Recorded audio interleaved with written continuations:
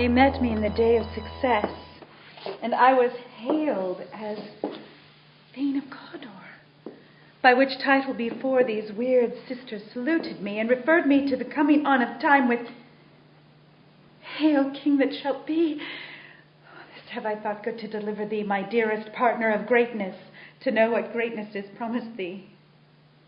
Lay it to thy heart and farewell.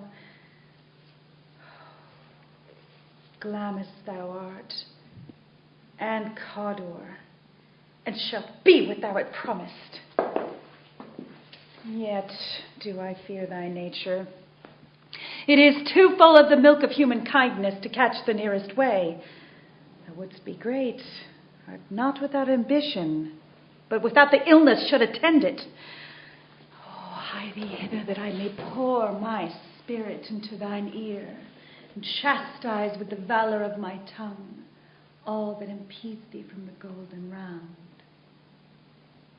Great Glamis, worthy Cawdor, and greater than both by the all-hail hereafter.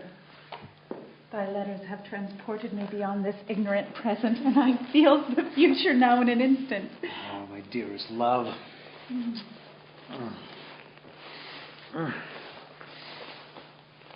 Duncan comes here tonight. And when goes hence?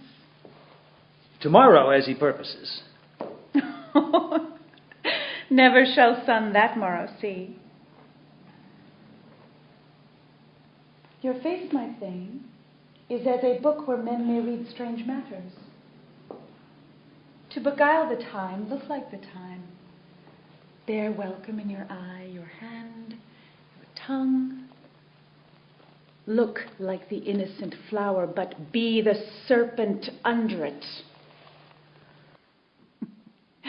Oh, the raven himself is hoarse that croaks the fatal entrance of Duncan under my battlements. Come, you spirits, that tend on mortal thoughts, unsex me here, and fill me from the crown to the toe, top full of direst cruelty.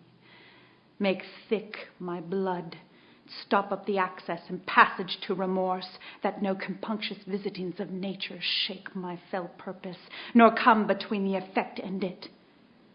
Come to my woman's breasts, and take my milk for gall, you murdering ministers, wherever in your sightless substances you wait on nature's mischief. If it were done when 'tis done, then 'twere well it were done quickly. If the assassination could trammel up the consequence and catch with his Circe's success, that but this blow might be the be-all and the end-all here, but here, upon this bank and shoal of time, would jump the life to come.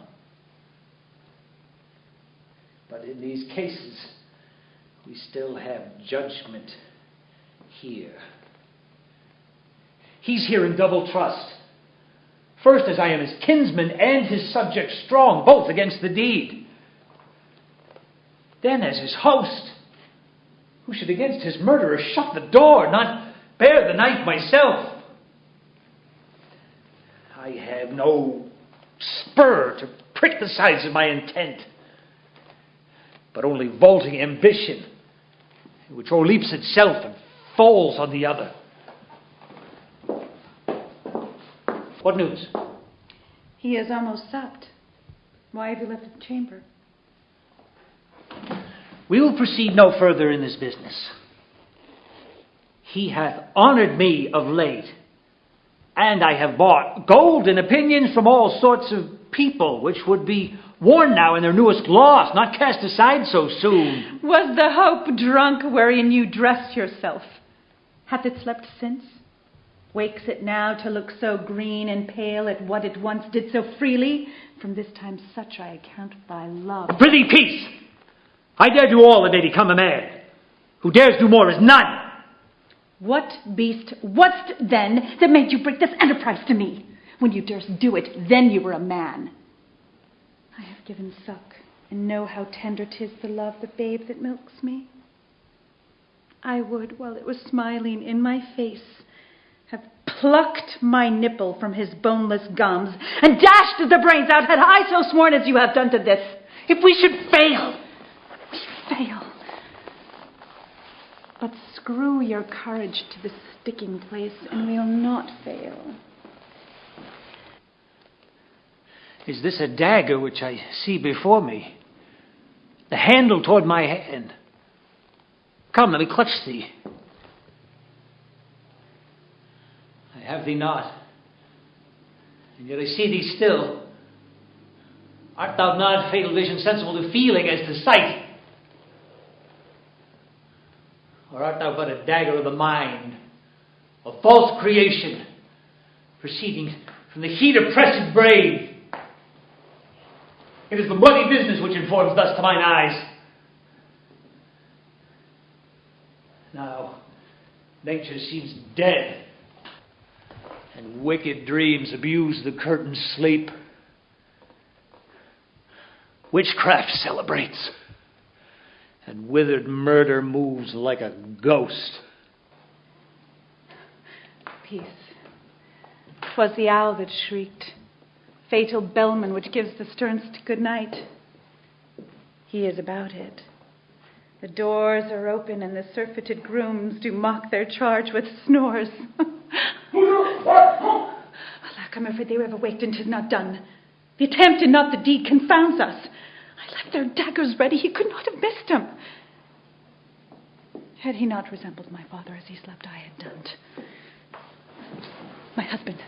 I have done the deed. Didst thou not hear a noise? I heard the owl scream and the crickets cry. Did not you speak? When? Now. As I descended. Why? Hark! Who lies in the second chamber? Donalbain. This is a sorry sight. A foolish thought to say a sorry sight. There's one did laugh and sleep, and one cried murder, that they did wake each other. I stood and heard them, but they did say their prayers and address them again to sleep. There are two lodged together. One cried, God bless us, and amen the other. As they had seized me with these hangmen's hands, listening their fears, I could not say amen when they did say God bless us. Consider it not so deeply. But wherefore could not I pronounce amen? I had most need of blessing, and amen stuck in my throat. These deeds must not be thought after these ways, so it will make us mad. Methought I heard a voice cry, sleep no more. Macbeth does murder, sleep. The innocent sleep. Sleep that knits up the ravelled sleeve of care. Chief nourisher in life's feast. What do you mean? Still it cried, sleep no more to all the house. Glamis hath murdered sleep, and therefore Cawdor shall sleep no more. Macbeth shall sleep no more. Who was it that thus cried? My worthy thing, you do unbend your noble strength to think so brain-sickly of things. Go get some water and wash this filthy witness from your hand.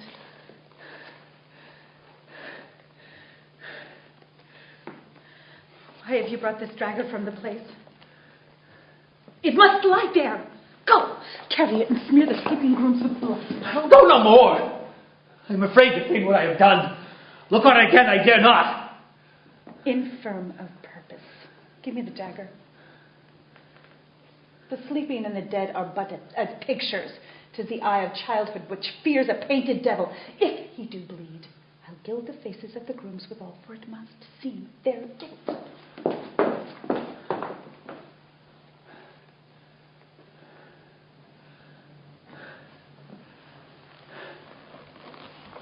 Whence is thou knocking? How is it with me when every noise appalls me? Will all great Neptune's ocean wash this blood clean from my hands? My hands are of your color, but I shame to wear a heart so white. There's knocking at the south entry.